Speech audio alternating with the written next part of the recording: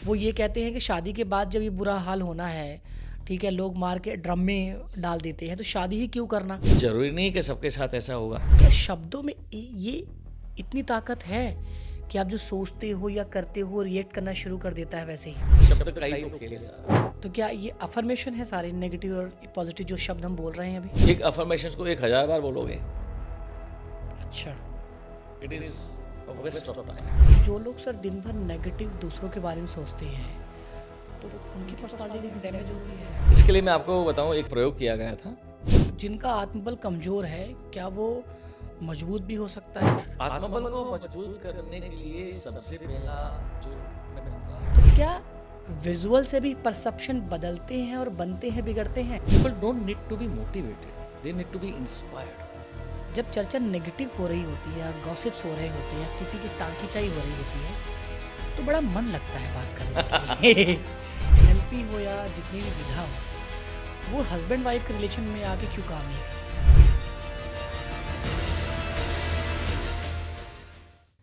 देखिए, अक्सर सब लोगों की प्रॉब्लम क्या है, एक तो बहुत ज़्यादा नेगेटिव थिंकिंग।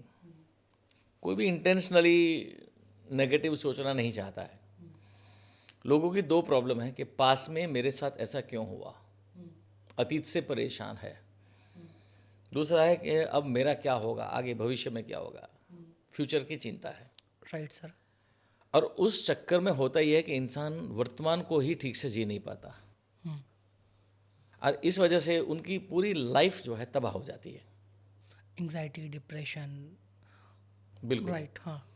अगर इंसान जो है दो चीज़ों पे काम कर ले कि उनका जो अतीत उनको परेशान कर रहा है वो बंद हो जाए, और फ्यूचर को लेकर जो इनकी कंसर्न है या चिंताएं हैं, और ये कंसर्न जो है ना, दरअसल में आपका आगे का रास्ता ही बंद कर देती है। ये बिल्कुल ऐसे है कि जैसे आप कहीं जाते हैं कार से, रात को आपने कार में बैठे, आपने इग्निशन ऑन किया, हेडलाइट ऑन करी, और हेडलाइट से आपकी जो आगे का रास्ता है, मान लीजिए 100 मीटर तक का रास्ता ही दिखता है विजिबल हो रहा है, आपको, हाँ। विजिबल होता है, उससे आगे नहीं है। तो आप क्या ऐसे करो, अरे ये तो 100 मीटर तक ही दिखता है, आगे दिखता ही नहीं है, और आप अपनी जर्नी शुरू नहीं करोगे राइट। क्योंकि आपको आगे की चिंता है। हम्म। लेकिन जैसे जैसे आप आगे ड्राइव करते जाओगे, आगे का मार्ग प्रशस्त होते जाएगा। तो अगर ये दो चीज़ों पे काम कर लिया जाए हम्म। तो आज इंसान की लाइफ जो Settled है है। बेहतर हो जाए। ठीक है। इसका सबसे बड़ा सीक्रेट क्या है मालूम है? इंसान अपने दिमाग में जो अपने जीवन की घटनाओं की मेमोरी जो स्टोर करता है, सोचता है इंसान के अपने दिमाग में मेमोरी है, पर मेमोरी केवल दिमाग में नहीं है। 3 जगह पर मेमोरी है। एक है दिमाग में, दूसरा है वही जो संवेदनाएं हैं आपके डीएनए तक चली गई है, सेल्यूलर मेमोरी जिसको कहेंगे, मसल मेमोरी जिसको कहेंगे। और इसीलिए होता है कि जब कभी आप नेगेटिव विचार करते हैं, नेगेटिव घटना याद आती है, तो कई बार आपको शरीर के कई हिस्सों में एक जकड़न सा महसूस होता है, घबराहट होती है। गला चौक हो जाना, पेट में एक ये जो बटरफ्लाई सेंसेशन कहते हैं, पैरों के काफ मसल्स टाइट हो जाना। तीसरी मेमोरी है स्पेस में, आकाश में। ओके। और इसको आप अगर सही भाषा में कहें तो आपके जीवन की मेमोरी जो है, पास्ट प्रेजेंट फ्यूचर, वो एक पर्टिकुलर पाथ में है, ट्रेजेक्टरी जिसको कहेंगे, इसको टाइमलाइन कह सकते हैं। ठीक है। अभी टाइमलाइन में आपने देखा होगा कि जब कोई इंसान बात करता है, अपने पास्ट के बारे में जिक्र करता है, तो उनका, हाँ पहले 2 साल पहले, 5 साल पहले मेरे लाइफ में ऐसा हुआ था, तो उनका हाथ जो है ऐसे मूवमेंट होगा, जेस्चर होगी। हाँ हाँ हाँ, राइट। और फ्यूचर में अब आगे 10 साल के बाद मैं चाहता हूँ कि मेरे जीवन में ऐसा हो जाए, तो ये फ्यूचर की बात करेगा तो हाथ की मूवमेंट ऐसे होगी। अब मेरा कंसर्न ये कि अभी मुझे वर्तमान में अभी अभी क्या करना चाहिए। तो आप देखिए, अनकॉन्शियसली इंसान हाथों की मूवमेंट ऐसे होती है जब वो पास्ट प्रेजेंट फ्यूचर की बात करता है। कई बार कुछ इंसान जो बात करते हैं वो, हाँ पहले मेरे साथ में ना, पहले 10 साल पहले बहुत कुछ ऐसी तकलीफ थी, बहुत सारी चैलेंजेस थी, लेकिन अब मेरे जीवन में जो आगे मैं जो डिसीज़न लेना चाहता हूँ, इससे मैं चाहता हूँ कि मेरा आगे भविष्य बेहतर हो। तो कुछ लोगों की हाथ की मूवमेंट ऐसे होती है। कुछ लोग बात करते हैं तब इनके हाथों की मूवमेंट होती है। अब पहले है ना, मेरे जीवन में बहुत सारी समस्या थी, इतनी तकलीफ थी कि क्या बताऊँ। ये अब यूजुअली मैं चाहता हूँ कि आगे मेरा भविष्य बेहतर हो, तो कुछ लोग ऐसे बात करते हैं। तो दरअसल में हर इंसान समय को अलग अलग पैटर्न में परसीव करते हैं, अनकॉन्शियसली उनको नहीं पता है। कुछ लोग वर्टिकल टाइमलाइन यूज़ करते हैं, कुछ लोग हॉरिजॉन्टल, कुछ लोग लीनियर टाइमलाइन यूज़ करते हैं। मतलब ये यूं ही नहीं है, इट्स अलग अलग है। ओके, ठीक है। अब मैं आपको आपको पूछूं कि आप कौन सी टाइमलाइन यूज़ करते हैं, तो आप कहें मैंने सोचा ही नहीं, राइट। है ना। लेकिन ये इतना जादुई चमत्कारिक चीज़ मैं आपसे, मेरे गुरुदेव की कृपा से मैं आपसे कुछ प्रयोग करने वाला हूँ जो आपकी सोच को बदल दे, आपको लगे यार कमाल हो गया।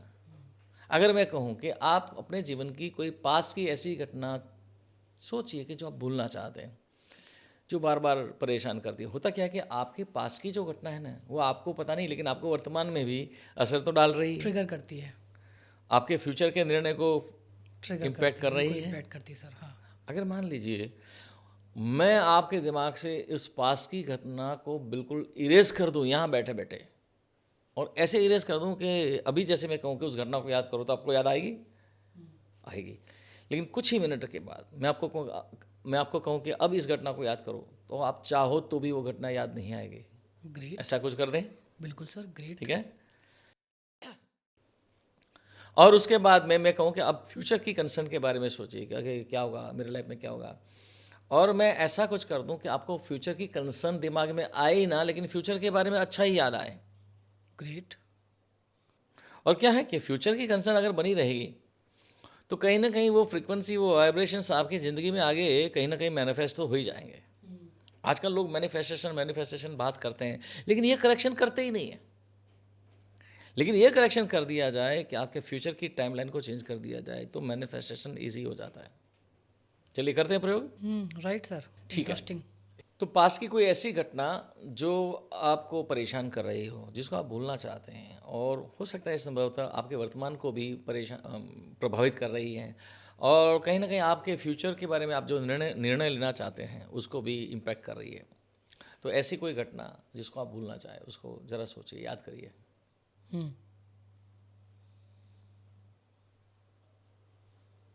ठीक है। और इसको मैं जहाँ पर, ये मेरा हाथ है, उसको यहाँ पर देखिए। मान लीजिए यहाँ पे एक ब्लैक कलर का डॉट है, उस पर उस घटना को आप देख रहे हैं, उस घटना का चित्र है, उसको देख रहे हैं। ठीक है, ओके। अब जस्ट अपना ये जो, जिसको कहें थर्ड आई बोलेंगे या आज्ञा चक्र बोलेंगे, उसका ऊपर अपना ध्यान को केंद्रित करिए and create a vision about your future. आप कैसा बेहतर भविष्य चाहते हैं।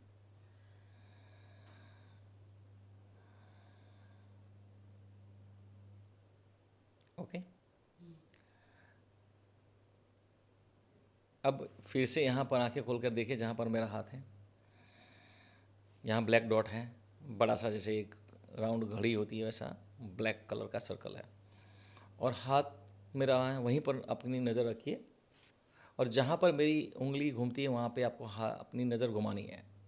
Eyes should move in that direction.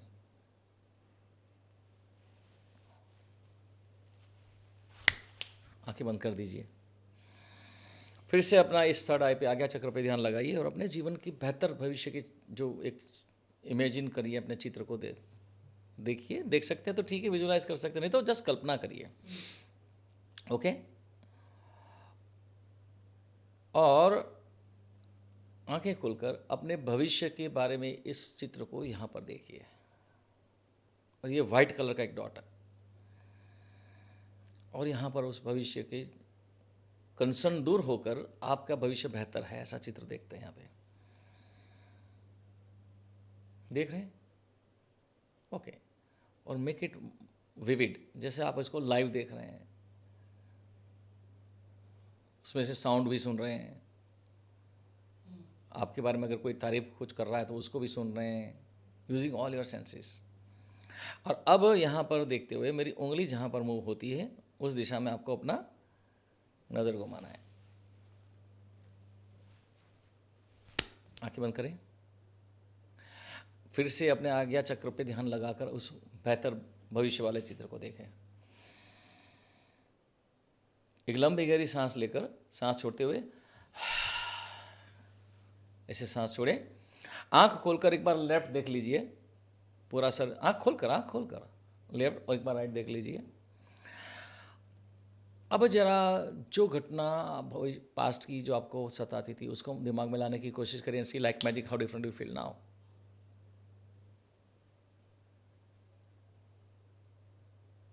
Past की उस घटना को याद करने की कोशिश करते तो क्या होता है अभी? अभी मतलब ये होता है कि कुछ बहुत नियर एंड डियर थे, सॉरी, नियर एंड डियर थे, कोई थे नियर एंड डियर, तो नहीं नहीं, मैं ये मुझे बताना नहीं है, मैं यही पूछ रहा हूँ कि अब उस पास्ट की घटना को दिमाग में लाने की कोशिश करते हो तो होता क्या है?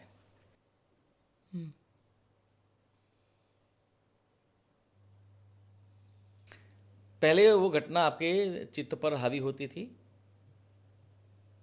अब जब इस दिमाग में लाते हो तो क्या वो उतनी हावी है? नहीं, है या नहीं? नहीं, अच्छा, जैसे ही उसको लाने की कोशिश करते हो होता क्या है? फ्यूचर की पॉसिबिलिटीज। एग्जैक्टली जैसे ही जो आपको पास्ट की घटना, ठीक है, वो हावी हो जाती थी आपके चित्त के ऊपर और वो आपके फ्यूचर को भी इम्पैक्ट कर रही थी, अब जैसे ही उस पास्ट की घटना को आप याद करने की कोशिश करते हो, ठीक है, आप देखोगे कि उसकी जो तीव्रता है वो ऑलमोस्ट ख़त्म हो गई होगी। जैसे ही लाओगे तुरंत वो सुपर इम्पोज हो जाती है वाइट, अच्छी वाली घटना, ठीक है। आप हाथ को जेब से निकाल दीजिए, है ना, you make your self free, okay. कहीं because आप हाथ फोल्डेड या एक रेजिस्टेंस है, रिलैक्स फ्री, ऐसे भी नहीं, ऐसे, हाँ, ठीक है। फिर से एक बार उस यहाँ पर देखें, ठीक है, ब्लैक कलर का एक सर्कल है, देखिए। अब यहाँ पर देखिए वाइट कलर का सर्कल है, ठीक है। सामने दो स्क्रीन है, एक ब्लैक है एक वाइट है। ब्लैक कलर वाले पे आपको जो पुराना जो घटना है पास की हादसे वाली जिसको आप भूलना चाहते हो वो है। If it is colour black and white में, जैसे आपके सामने टीवी के दो स्क्रीन है, दोनों का रिमोट आपके हाथ में है और रिमोट से ये अगर ये कलर में है लेफ्ट वाला तो उसको ब्लैक एंड वाइट कर देते हैं, साउंड को म्यूट कर देते हैं। और अब यह राइट वाले को देखिए, अच्छी वाली घटना जो है बिल्कुल कलरफुल है, साउंड आप वॉल्यूम को एडजस्ट कर दीजिए and just see in your mind दोनों स्क्रीन अपने आप में ओवर इम्पोज हो रहे हैं। क्लोज योर आइज, अपने इस आज्ञा चक्र पे अगेन उस फ्यूचर की जो घटना है उसको आप, फ्यूचर की जो आपको अच्छी चित्र है, जो बेहतर भविष्य की, उसको लाते हैं, ठीक है। अब मैं कहूँ तब आँख खोलिए, ओपन योर आइज और यहाँ देखिए और मेरी उंगली जहाँ घूमती है जस्ट मूव योर आइज, आंखें बंद करिए, take a long deep breath, ऐसे सांसें छोड़िए और आँख खोल के एक बार लेफ्ट राइट देख लीजिए। अच्छा, अब अपने जीवन के उस घटना को याद करने की कोशिश करिए, दिमाग में लाने की कोशिश करें। See like magic how different you feel now.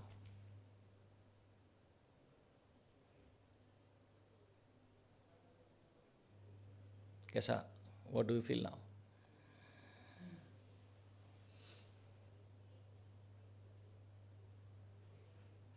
जैसे ही वो नेगेटिव वाले को लाते हो तुरंत आपका फ्यूचर वाला अच्छा है वो सुपर इम्पोज हो जाता है। एग्जैक्टली। अभी तो ये छोटा सा एक प्रयोग है जो मैंने 2 मिनट में, अगर जैसे इस तरह से जो हमारा जो साइंस है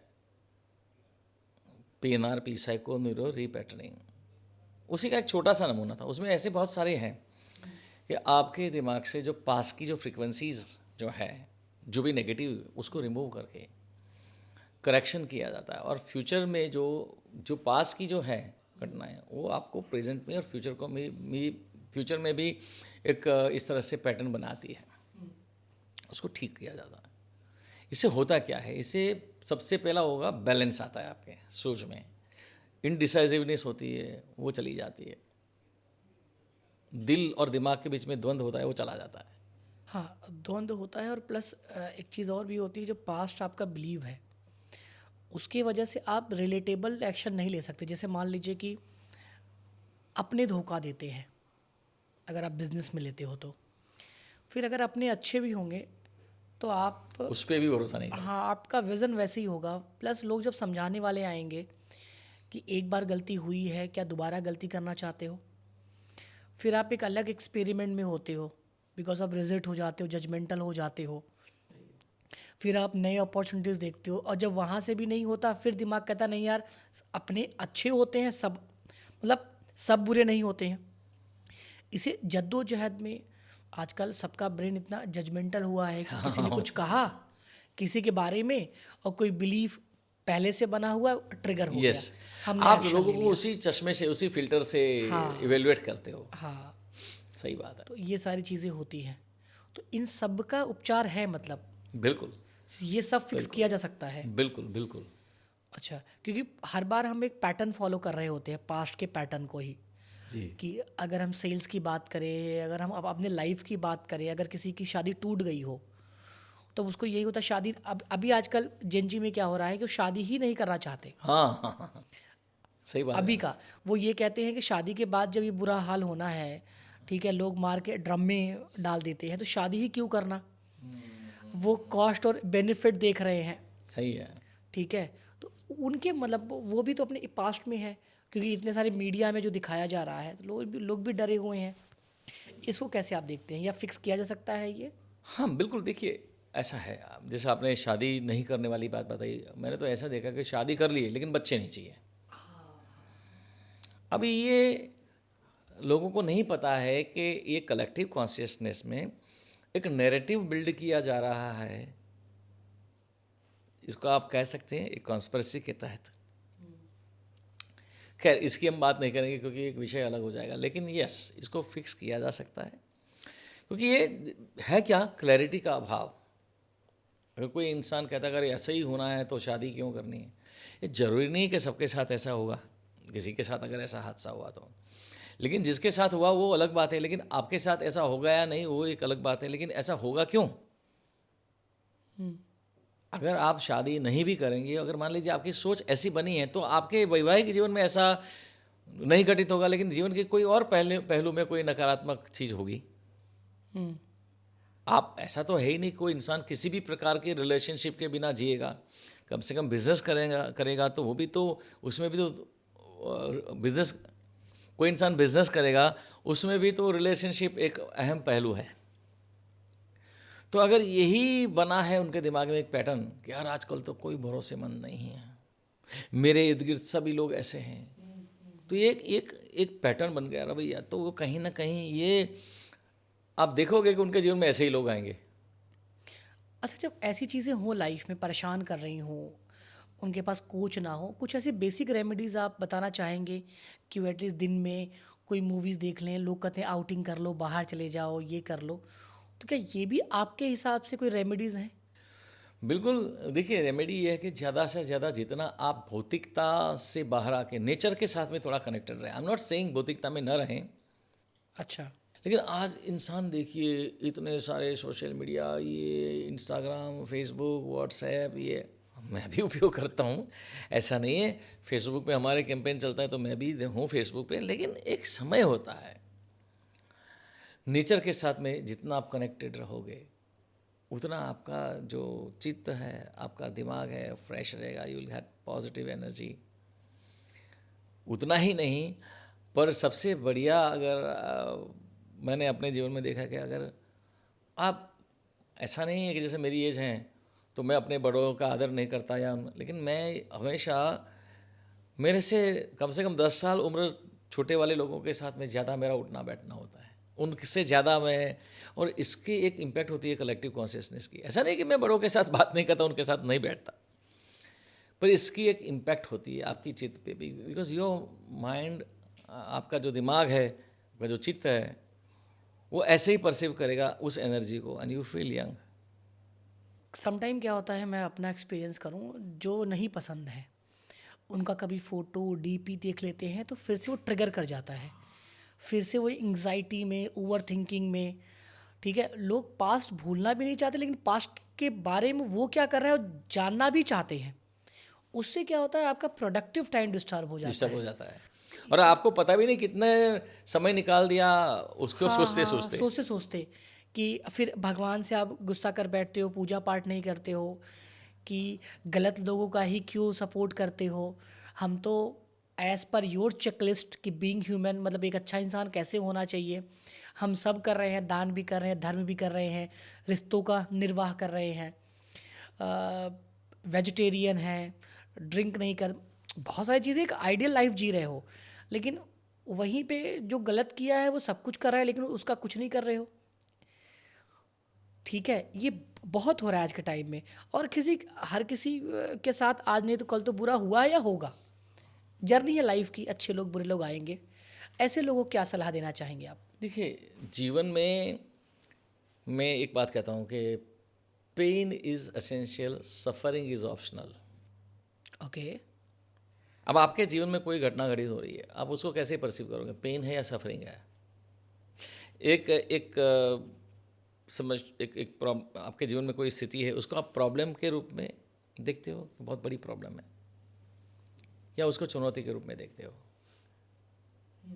अगर आप एक एक समस्या से, एक एक स्थिति से जूझ रहे हैं और ये सोच रहे हैं कि यार बहुत बड़ी प्रॉब्लम में फंसा हूँ, बहुत बड़ी प्रॉब्लम में फंसा हूँ, और वहीं आप ये सोचें कि यार I am facing a very challenging situation, आप देखो आपका दिमाग एक अलग दिशा में काम करेगा। जब तक आप सोचोगे प्रॉब्लम प्रॉब्लम, तो आपका दिमाग का जो क्रिएटिव पार्ट है ना, वो एक्टिविटी नहीं होगा। But the moment you think you are facing a very challenging situation, एक चैलेंजिंग है चुनौतीपूर्ण स्थिति का सामना कर रहे हैं, आपका दिमाग एक अलग रिसोर्स रिस्पॉन्डिंग मोड में आ रिस्पॉन्ड जाएगा। करेगा, जो क्रिएटिव पार्ट एक्टिव होगा, आप एक अलग ऊर्जा का अनुभव करोगे, क्योंकि हर शब्द की अपनी एक फ्रीक्वेंसी है, हर शब्द अपने आप में एक रिसोर्स है। आप कहोगे प्रॉब्लम तो एक रिसोर्स है, आप कहोगे चुनौती, ये रिसोर्स है। मतलब उसका अपना डेटा है, अपनी फ्रिक्वेंसी है, वही रिएक्ट करेगा। हाँ, तो क्या शब्दों में ये इतनी ताकत है कि आप जो सोचते हो या करते हो रिएक्ट करना शुरू कर देता है वैसे ही? बिल्कुल, शब्द का ही तो खेल है सारा।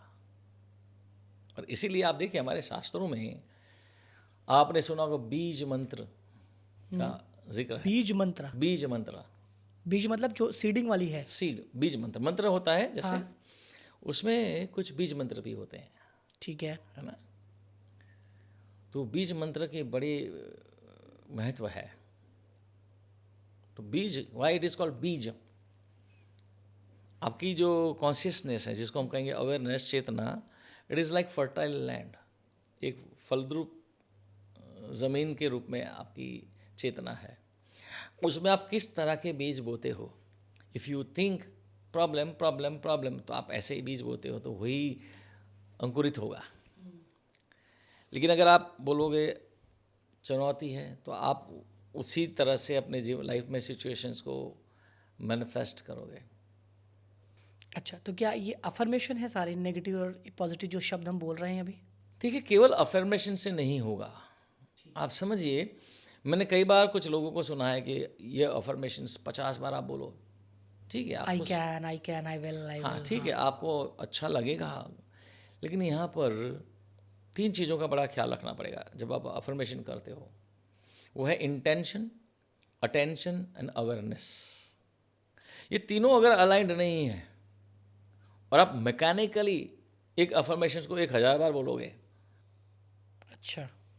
It is a waste of time. हमारे शास्त्र में वाणी के कुछ प्रकार बताए हैं। परा पश्यंती मध्यमा वैखरी, तो एक एफर्मेशन को मैं वैखरी यानी मुंह से बोले जाने वाला शब्द एक है ना, I am happy, I am happy, I am healthy, I am healthy, I am healthy, मैं बोलता रहूं, ये तो वैखरी हो गया।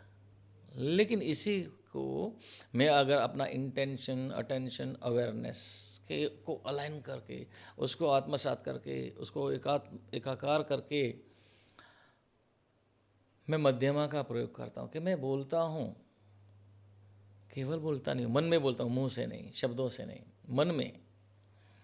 उसी शब्दों को मन में बोलता हूँ, सुनता भी हूँ, देखता भी हूँ। तो मैं मध्यमा का प्रयोग कर रहा हूँ। ठीक है। तो ये वाणी है, शब्द एक वाणी है। वाणी के कई प्रकार हैं, वैसे शास्त्र में 4 का जिक्र है, दरअसल में 7 है। एवरीथिंग ब्रह्मांड में जो भी है वो 7 की मात्रा में है। तो वाणी भी है ना, 7 है। शून्य, भेद, परा, पश्यंती, मध्यमा, वैखरी और आकाशवाणी। हम कहते हैं ना आकाशवाणी, देवताओं का समय बोले ये आकाशवाणी हुई, नॉट रेडियो वाली आकाशवाणी। इट्स ऑल, ये सब क्या है कि बैंडविड्थ है कम्युनिकेशन के। हाँ, ये सब कम्युनिकेशन है, जिससे आप कभी यूनिवर्स से बात कर रहे हो, कभी खुद से बात कर रहे सब हो। अलग अलग फ्रीक्वेंसी के लेयर्स हैं, ऐसा समझ लीजिए। अच्छा, मतलब जिस जिस फ्रिक्वेंसी आप अपना रेडियो रखोगे, हाँ। वही स्टेशन कैच करेगा। जैसे कहते, हाँ बिल्कुल, जैसे कहना शून्य, अब शून्य वाणी का एक प्रकार है शून्य। व्हाट इज शून्य?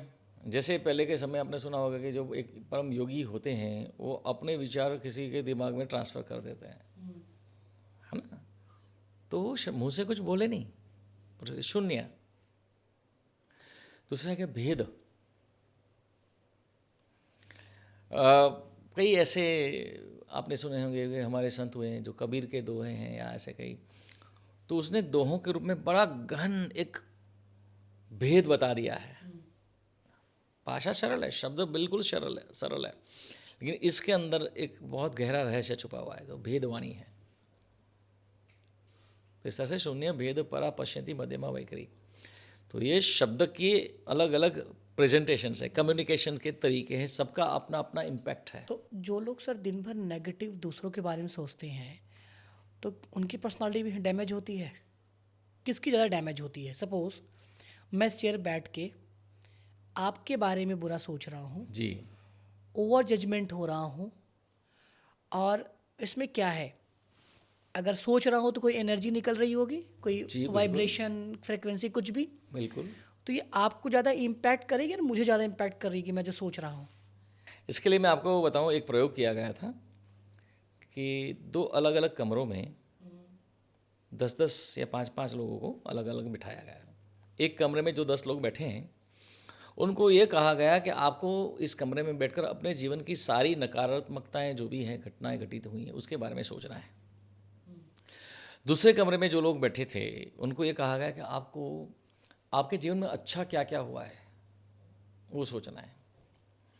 और 2-3 लोगों के ग्रुप को बारी बारी उन कमरे में जाने के लिए कहा गया, बोले इस कमरे में आपको जाना है, 10 मिनट बैठना है।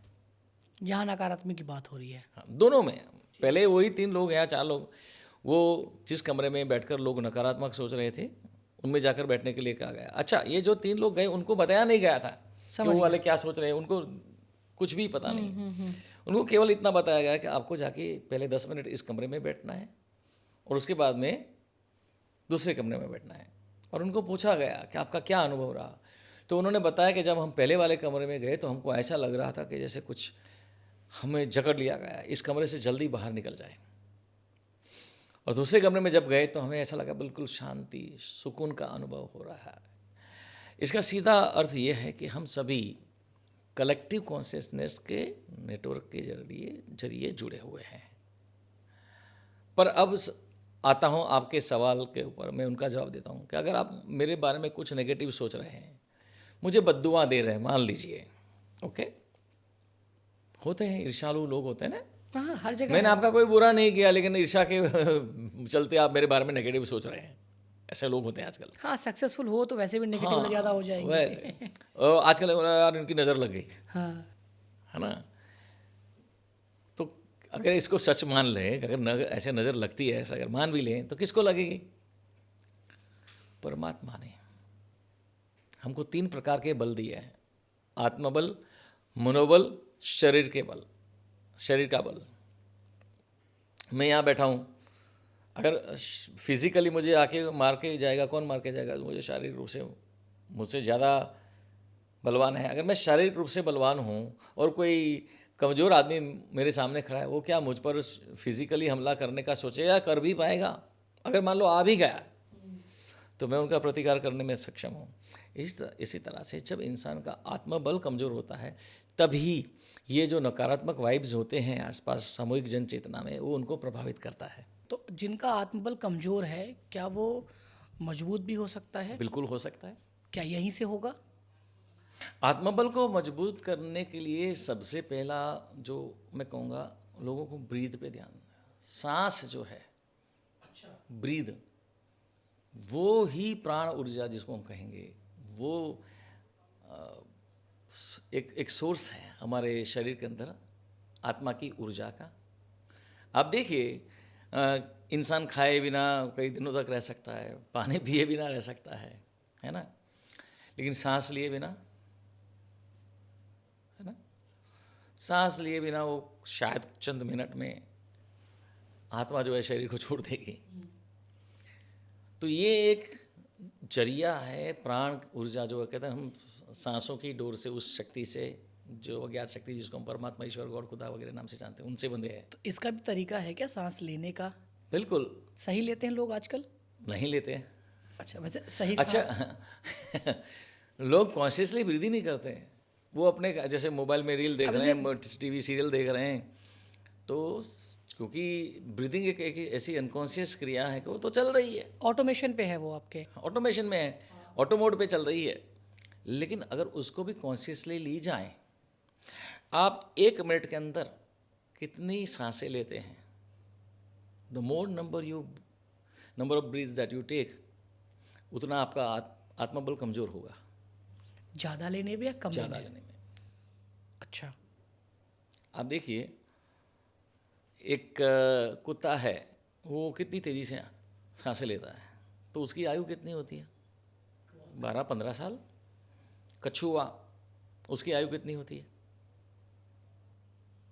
ये केवल एक फ्रेज है या कोट है या एग्जिस्ट करता है ये सब? एग्जिस्ट करता है। अच्छा। कछुए की आयु लंबी है, कछुए की जो ब्रीथ है वो लंबी होती है। तो अगर आप अपनी ब्रीथ को कॉन्शियसली ब्रीथ करो, चलो दिन भर नहीं, दिन में आप 1 आध घंटा, 2 घंटा, आधा घंटा, जितना भी करें, धीरे धीरे अभ्यास करिए। दिन भर अपनी ब्रीथ के ऊपर फोकस करिए और कोशिश ये करें, जैसे कि मैं अभी आपसे बात कर रहा हूँ, लेकिन मेरा ध्यान, फोकस अपनी ब्रीथ पर है, और मैं ब्रीथ को, आप अगर गिनती करेंगे तो मैं 1 मिनट में अंदाजन में 7 ब्रीथ लेता हूँ, 7 से 8 ब्रीथ 1 मिनट में। 1 मिनट में। वो ट्रेंड किया है आपने या ऑटोमेटिक किया, ऑटोमेशन पे है? नहीं, ऑटोमेशन पे अगर होता था तो अनकॉन्शियस ब्रीदिंग करते तो पता ही नहीं कितनी ब्रीथ हो रही है। कुछ लोग आप देखें, ले रहे हैं छोड़ रहे हैं, ले रहे हैं छोड़ रहे हैं। नहीं, लेने के बाद थोड़ा रोकना भी ज़रूरी होता है। कॉन्शियसली जब आप ब्रीथ करेंगे, सांस गई और मैं अभी बोल रहा हूँ, लेकिन अभी मैंने मेरी सांस को, ब्रीथ को रोक के रखा हुआ है। बेस्ट क्या है? मतलब समटाइम हम नाक से सांस ले रहे होते हैं, लेफ्ट से, sometime कभी मुंह राइट से ले रहे हैं ऐसा। कभी मुंह से। कल मैं रील देख रहा था, उस रील में ये था कि अगर मन को शांत करना है आपको, हाँ। तो कुछ नहीं करना है, शांत आप रूम में बैठो, एक पोजीशन था, उसके बाद अपने लेफ्ट राइट इससे बस सांस लो और आप छोड़ो, कुछ मत करो, आपका जो मन विचलित है वो शांत होगा। हाँ बिल्कुल सही है, इसको नाड़ी शोधन कहते हैं। इसको नाड़ी शोधन कहते हैं। देखिए, आप जो सांसें लेते हैं उसमें कभी लेफ्ट नोस्ट्रिल से लेते हैं, कभी राइट नोस्ट्रिल से लेते हैं, ठीक है। जब आप कॉन्शियस ब्रीथिंग करते हैं, और देखिए जीवन में इंसान को एक चीज़ करनी चाहिए, अगर वो कर सके, 3 चीज़ों पे अपना वश, कंट्रोल प्राप्त करना चाहिए। वो 3 चीज़ें कौन सी है? Breath, then awareness and time. क्योंकि तीनों डिस्टर्ब लोगों का। टाइम पे कंट्रोल का मतलब ये नहीं कि आप घड़ी की सुइयों को रोक लेंगे, लेकिन जिस तरह से आप टाइम को अनुभव करते हैं उसको चेंज करो। उसको टाइम डायलेशन बोलते हैं। अगर मैं कैलेंडर में अगर मैं देखूं कि 12 अप्रैल 2026, तो 12 अप्रैल मेरा बर्थडे है, और देखते ही मैं 64 ईयर्स का हो गया, ऐसा मैं सोचूं। अभी तो मैं बोलने के लिए बोल रहा हूँ मैकेनिकली बोल रहा हूँ, सोच नहीं रहा, तो मेरा दिमाग उसी तरह से रिस्पॉन्ड करने लगेगा। वो एजिंग प्रोसेस अपने आप शुरू हो जाएगा, बूढ़ा वो एजिंग प्रोसेस शुरू हो जाएगा। बूढ़ा होने के लिए बॉडी में जो भी हार्मोनल बायोकेमिकल ज़रूरी है वो रिलीज़ करना शुरू कर देगा। तो यह एक सवाल बनता है मेरा, आजकल जो ओल्ड एज वाले हैं, जैसे शाहरुख सलमान की बात करें तो वो भी 60+ हैं, but they are very maintain और बिल्कुल।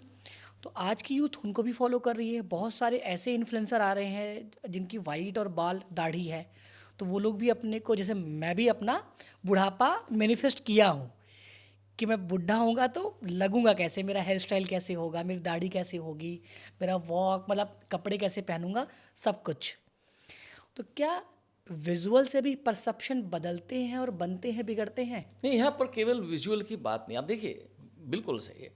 मैं ये कह रहा हूँ, जब एंटी एजिंग की बात कर रहा हूँ, मैं एज को रिवर्सिंग की बात कर रहा हूँ, तो इसका मतलब ये नहीं है कि बायो केमिकल ये हो जाएगा आपके बाल सफ़ेद नहीं होंगे, ऐसा मैं नहीं कह रहा। वो तो हाँ ठीक है, पर इतना मैं ज़रूर कहता हूँ कि इससे होगा क्या।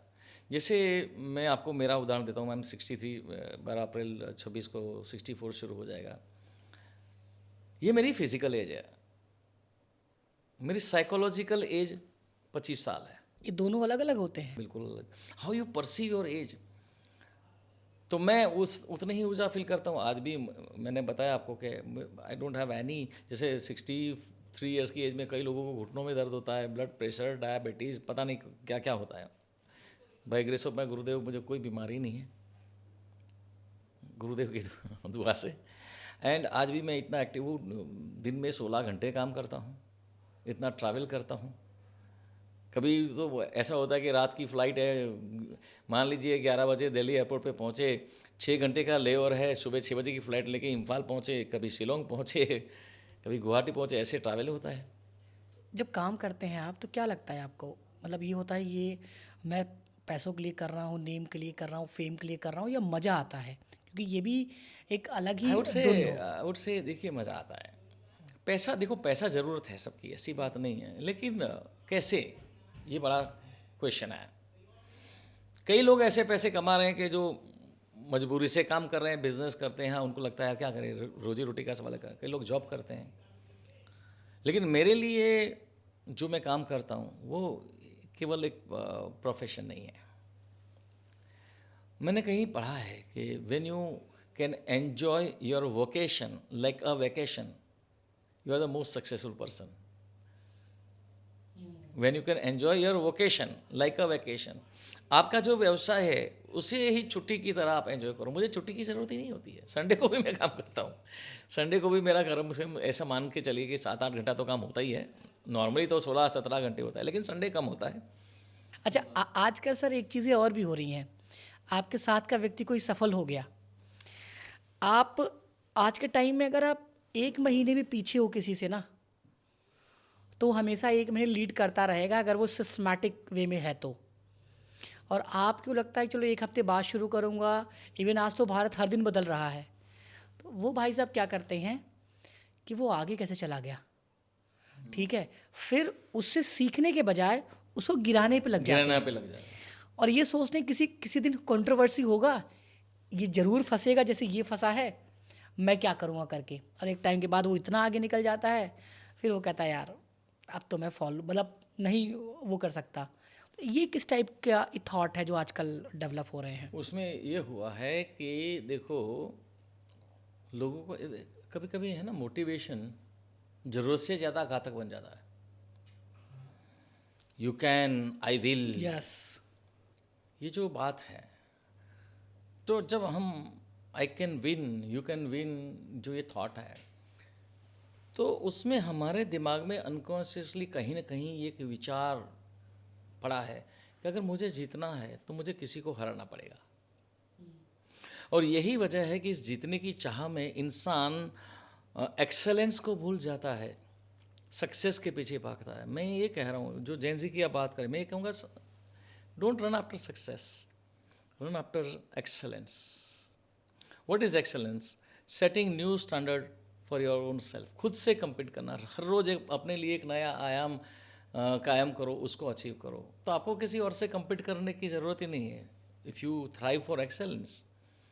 तो ये जो विचार है, यू कैन, आई कैन, तो मैंने देखा है, मैं नाम नहीं लूँगा, एक कंपनी जो कि जिसमें ये बहुत सारे डायरेक्ट सेलिंग की कंपनी, जिसमें सैकड़ों की तादाद में भर्ती होती है सेल्स में, और उनको मोटिवेशनल स्पीच दी जाती है और उनको बोला जाता है कि आज के शाम तक जो लोग इतना सेल करके आएंगे उनको जो है ये बैंकॉक का ट्रिप है और ये है वो है, रेबन का गॉगल है, नाइकी के शूज़ हैं, इस तरह के होते हैं।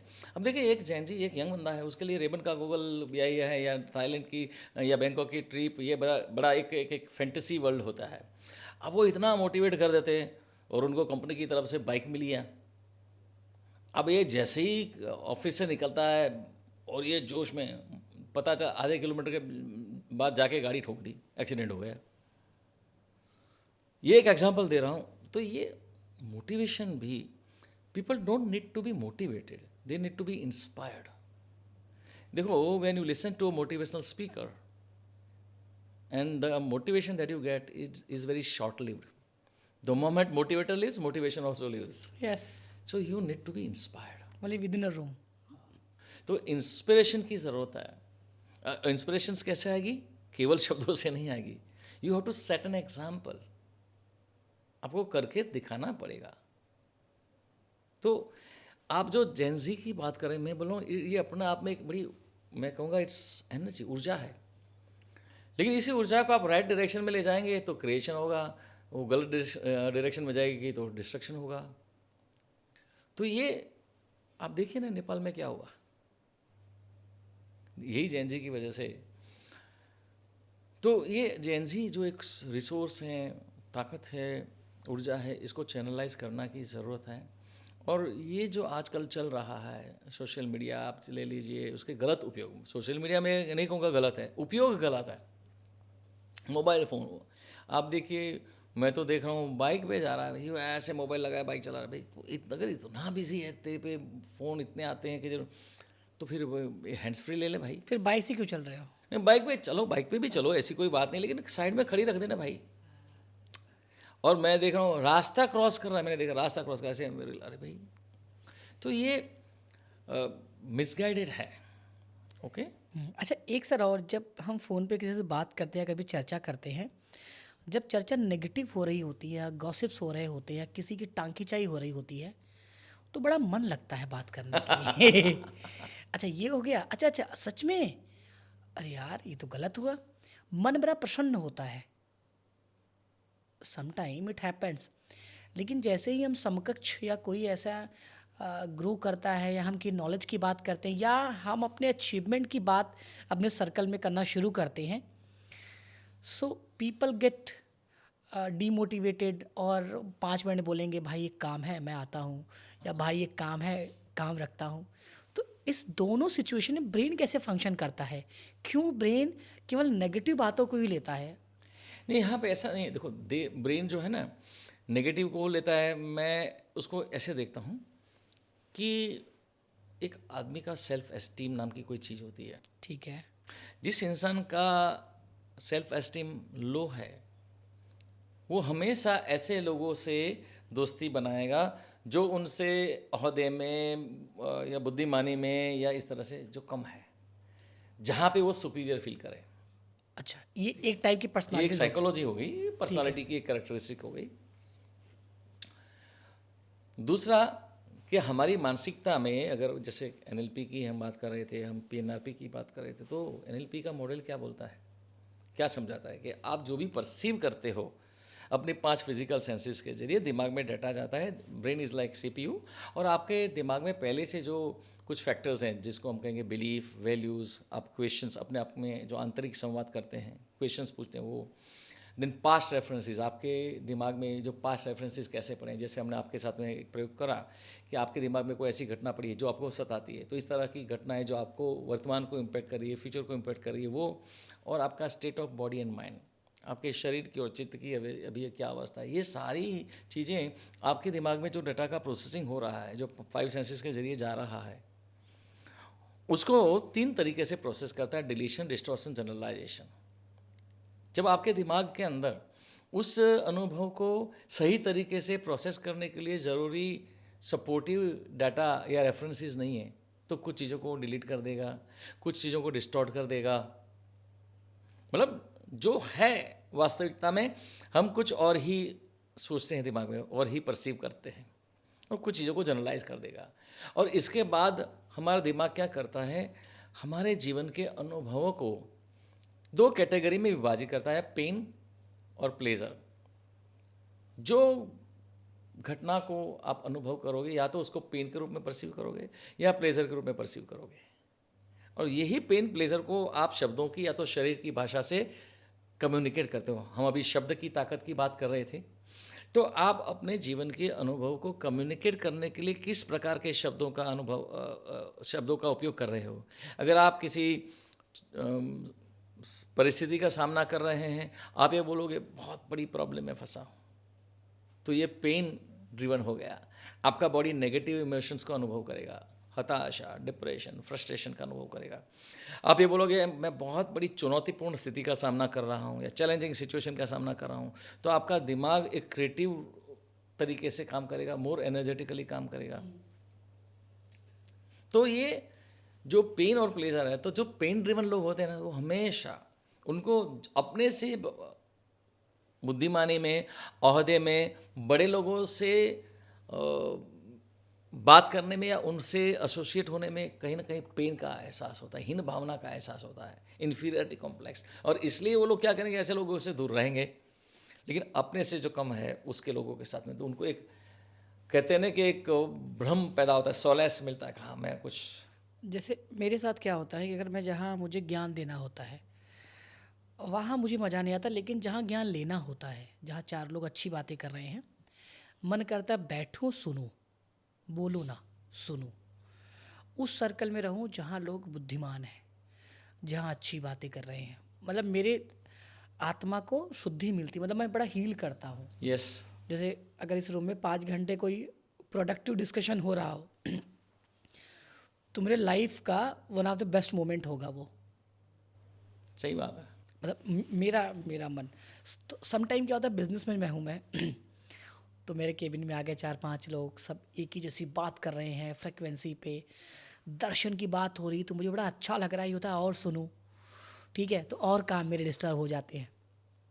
जहाँ प्रैक्टिकल होना चाहिए वहाँ प्रैक्टिकल नहीं। तो ये होता है कि आपका व्यक्तित्व, आपकी आत्मा कुछ और होती है, आप काम कुछ और कर रहे होते हो। जैसे मुझे बेचना नहीं पसंद, जैसे आप मुझसे कोई प्रोडक्ट लेने आए तो मुझे बेचने में खुशी बिल्कुल नहीं होगी, आप हमें ऑर्डर दो। मुझे खुशी ये होगी कि आपकी कोई प्रॉब्लम थी और मैंने आपको समझा दिया और आप समझ गए। उसमें लगता है, उसमें मेरा आत्मा शुद्ध होता है, शांत, मुझे बहुत खुशी मिलती है। लेकिन कोई प्रोडक्ट ऑर्डर दे वो हील नहीं। लेकिन हाँ, ये बात बिल्कुल सही। आज देखिए ये बिजनेस के जो डायनामिक्स है ना, वो बदल गए हैं। आप ज़्यादा नहीं 20-25 साल पीछे चले जाइए। आज से 25 साल पहले एक बायर था ना, उसको आप सेल कर सकते थे। मतलब if you are a good salesman, आप उसको कैसे गंजे कंघी बेचना, हाँ आप बेच देते थे। लेकिन आज जो एक कंज्यूमर है ना, वो वेल इन्फॉर्म्ड है, उसको सेलर से ज़्यादा इन्फॉर्मेशन है। अगर आप एक प्रोडक्ट बेचते हो तो आपको अपनी प्रोडक्ट के बारे में पूरा नॉलेज है, लेकिन कंज्यूमर है ना, वो आपके जैसे कंपटीटर की भी 50 प्रोडक्ट की नॉलेज लेकर आता है। वो well informed, well well confused दोनों इन्फॉर्म्ड है। है। तो आप ऐसी स्थिति में आपको उनको बेचना है तो एक ही चीज़ से आप बेच सकते हो, वो है आप उनके दिल को कितना छू सकते हो, आत्मीयता पैदा कर सकते हो। एक रिलेशनशिप, किसी भी रिलेशनशिप, चाहे वो कंज्यूमर और व्यापारी की हो, चाहे पति पत्नी की हो, चाहे पड़ोसी की हो, या चाहे दो कलीग की हो, 3 चीज़ें बहुत अहम है, और वो है ट्रस्ट, हार्मनी एंड कोऑपरेशन। अगर मैं आपको कोई चीज़ बेचने आऊँ, लेकिन आपको मेरा आते ही ऐसे वाइब्स फील होते हैं कि यार is not a trustworthy person, तो मैं कितना भी अच्छा सेल्समैन हूँ, कितना भी प्रोडक्ट नॉलेज मेरे पास है, कितनी ही मेरे में वाक पटुता है, सो क्लेवर बोलने में, बात नहीं बनेगी। हार्मनी नहीं है। हार्मनी यानी कि सुसंवादिता, आपके और मेरे ख्यालात मिलते जुलते, ऐसा लगे अरे यार ये बंदा तो मेरे जैसा ही सोच रहा है। और बजाय मैं अपनी प्रोडक्ट के फ़ायदे आपको गिनाऊं, बजाय उसके मैं आपको ये कहूँ कि आपके लाइफ में मैं क्या वैल्यू एडिशन कर सकता हूँ। तो ये सब कहने के लिए स्क्रिप्ट होना जरूरी है, व्यक्तित्व का होना जरूरी व्यक्तित्व है? स्क्रिप्ट तो काम करता नहीं यहाँ पे। नहीं, देखिए मैं ये नहीं कहूँगा स्क्रिप्ट की ज़रूरत नहीं है, स्क्रिप्ट भी ज़रूरत है, लेकिन व्यक्तित्व है तो वाणी काम में आएगी। बिना व्यक्तित्व की वाणी व्यर्थ है। अच्छा, एनएलपी हो या जितनी भी विधा हो, वो हस्बैंड वाइफ के रिलेशन में आके क्यों काम नहीं करती? किसने बोला? बिल्कुल करती है, अच्छा, करती है। बिल्कुल करती है। मेरे पास एक कपल आया था जो तलाक लेना चाहते थे। हालांकि मैं उनको जानता था, तो पहले उन्होंने मुझे बताया था कि भाई हमारे बीच में ऐसा अनबन चल रही है, ये है। तो मैंने उनको समझाया था कि भाई देखो शादी है, थोड़ा ये, लेकिन फिर भी एक दिन उनका फ़ोन आया तो कहे सर आज हमने डिसाइड कर लिया, we are going to take divorce, बस आज ख़त्म खेल। मैंने कहा यार एक काम करो, आप डिवोर्स लेना है ना, ले लीजिए, एक बार मुझे मिलो आके, ठीक है। तो हस्बैंड को मैंने अलग से पूछा कि यार क्या तकलीफ़ है, क्यों डिवोर्स लेना है? तो उन्होंने मुझे कहा कि मेरी वाइफ जो है ना, she doesn't love me at all, उनको मेरे प्रति कोई प्रेम नहीं है, और ऐसे लेडी जो मुझसे प्रेम ही नहीं करती है, तो प्रेम तो वैवाहिक जीवन का मेन आधार है, उसके बिना तो, प्रेम के बिना मैं इससे जीवन कैसे काटूंगा, तो बस डिवोर्स लेना है। ठीक है, मैंने वाइफ को अलग से बात करी। अच्छा, मैंने उनको पूछा कि भाई तुम्हें ऐसा क्यों लगता है कि तुमको जो है आपको आपकी वाइफ प्रेम नहीं करती है? बोले बस वो बस चिल्लाती रहती है, छोटी छोटी बातों में शी कीप्स ऑन नैगिंग। अगर मुझे प्यार करती तो इतना मुझे हर छोटी छोटी बात में डांट फटका जैसे मैं कोई छोटा बच्चा हूँ। ठीक है, अब मैंने वाइफ को अलग से पूछा भाई क्यों आपको डिवोर्स लेना है? अब बड़ी शॉकिंग बात मुझे वाइफ ने बताई कि सर मैं अपने हस्बैंड को इतना प्रेम करती हूँ, इतना प्रेम करती हूँ कि उनके व्यक्तित्व में एक छोटी सी भी अगर मुझे कमी नज़र आती है, कुछ मुझे तो मैं बर्दाश्त नहीं कर पाती। मैं उनको बोलती हूँ कि जैसे कि आज आपके आना था, हालांकि हम दोनों डिसाइड कर चुके हैं कि डिवोर्स लेना है, तब उन्होंने जैसे जो शर्ट पहन के आए थे, बोले ये यार ये कलर आपके ऊपर मुझे मतलब लगता है कि जचता नहीं है, आप बोले गुरु जी के पास जा रहे हैं तो ये शर्ट पहन के जाइए। बोले ये इतना मेरे प्रति इतना खिलाफ हो गया है, तो बोला आज तो यही पहन के जाऊंगा, अब तो डिवोर्स ही लेना है ना। तो मैं इनकी व्यक्तित्व में कोई भी ऐसी छोटी बात है तो मैं इनको बोलती हूँ। अब नहीं सुनते तो जाहिर सी बात है थोड़ा गुस्सा आएगा। अब देखिए कितना विरोधाभास है। हस्बैंड सोचता है कि मेरी आप मुझे प्रेम नहीं करती, वाइफ बोलती मैं तो बहुत प्रेम करती हूँ। तो अब यहाँ पे दिक्कत क्या थी? मैंने हस्बैंड को पूछा कि ऐसा क्या हो ताकि तुम्हें लगे कि तुम्हारी वाइफ तुमको बहुत प्रेम करती है? तो कहा हाँ बस वो she should not shout at me, she should stop nagging.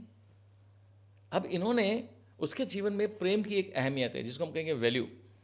प्रेम उसके लिए एक वैल्यू है, लेकिन प्रेम नाम की उस वैल्यू के साथ में उसने गलत रूल अटैच कर दिया है कि कोई मुझे प्रेम करता है ऐसा मैं तभी समझूंगा जब मुझ पर वो चिल्लाए ना।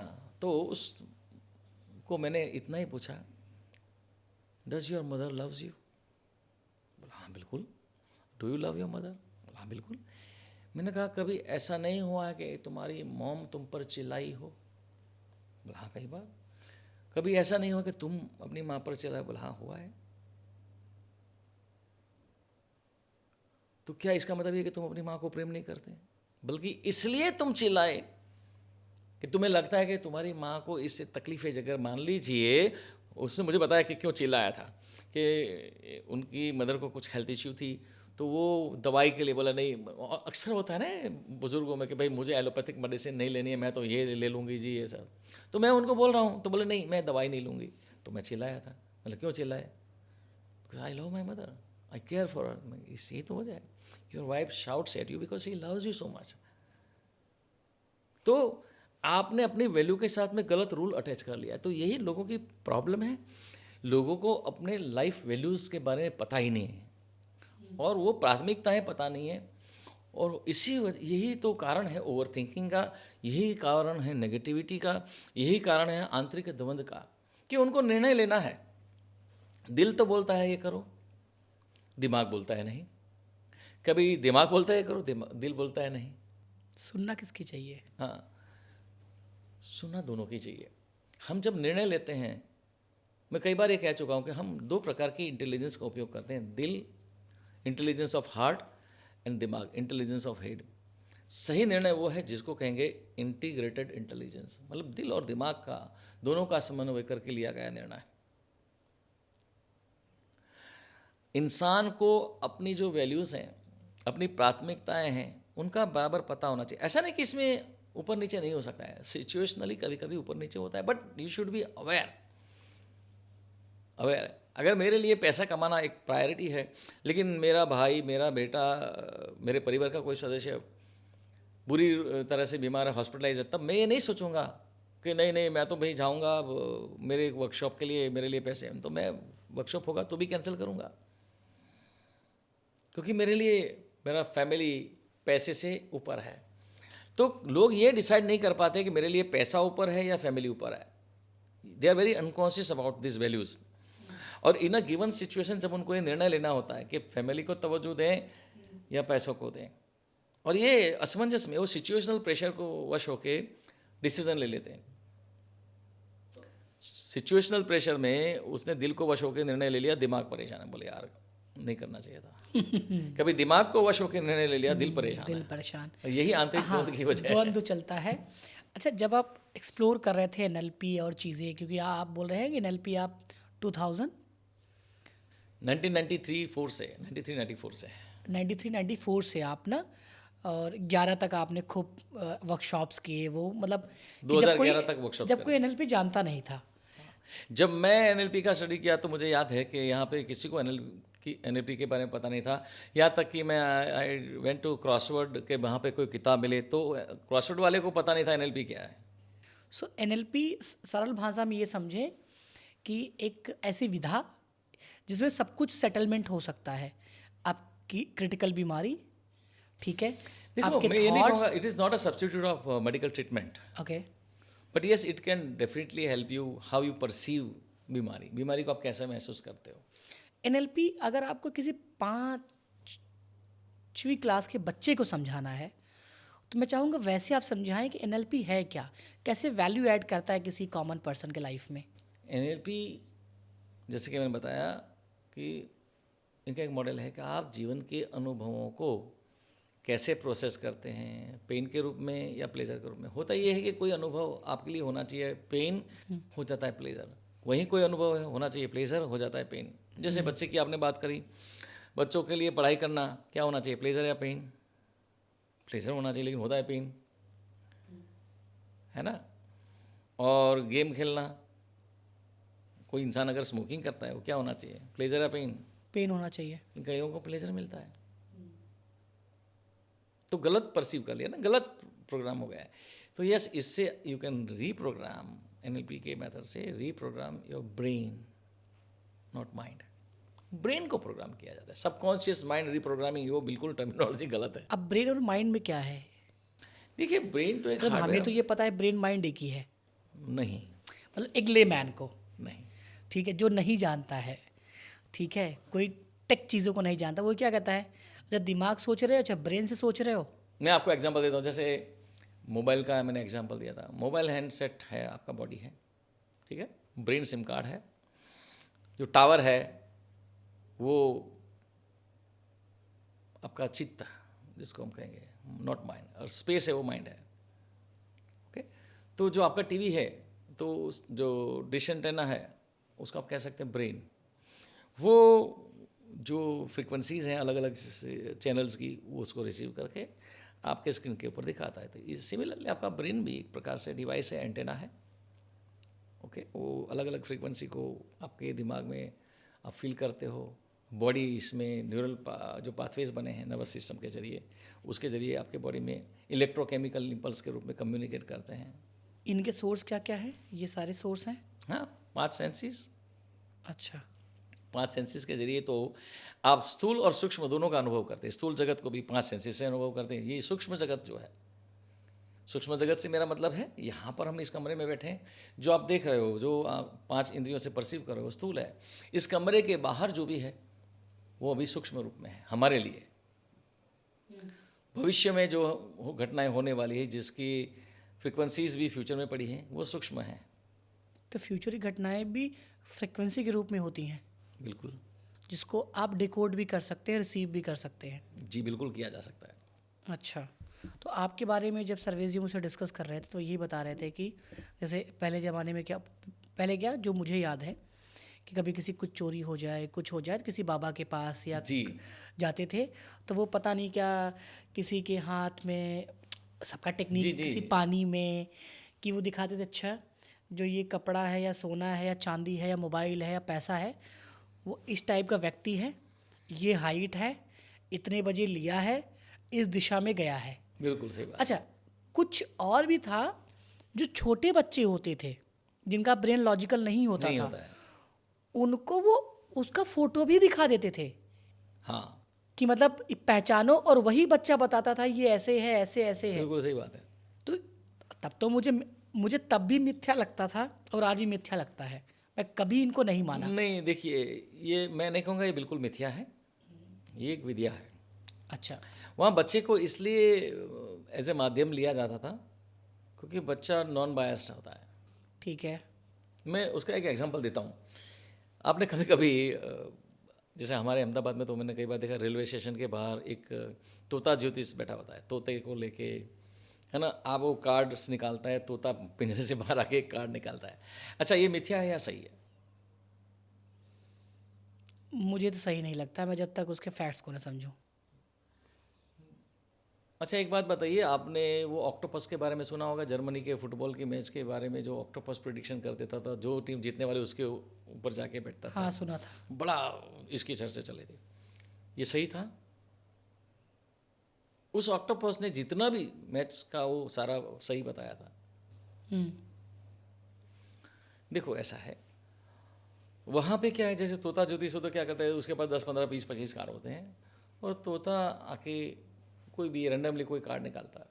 तो यहाँ पे बस मैं इसको कहूँगा कॉन्शियस इंटरफियरेंस को बाईपास करना।